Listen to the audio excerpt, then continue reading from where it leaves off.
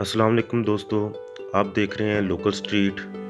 और आज हम आपको बताने जा रहे हैं कि पाकिस्तान में 2019 में होने वाले दहशतगर्दी के वाक़यात।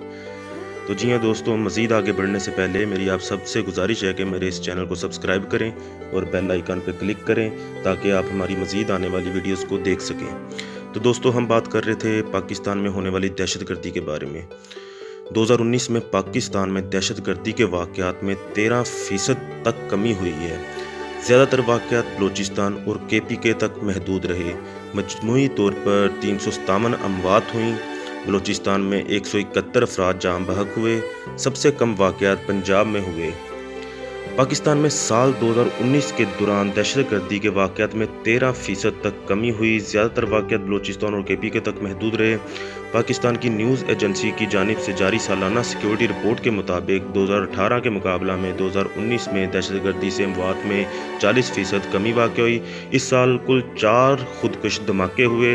मजमूई तौर पर 357 अमवात हुई। बलूचिस्तान में दहशतगर्दी से 171 अफराद जाँ बहक हुए। सबसे कम वाक़यात पंजाब में हुए जहाँ कुल 5 वाक़यात हुए।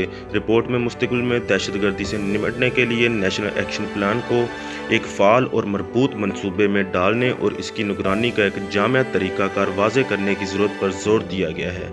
ये थी साल 2019 की दहशतगर्दी की रिपोर्ट।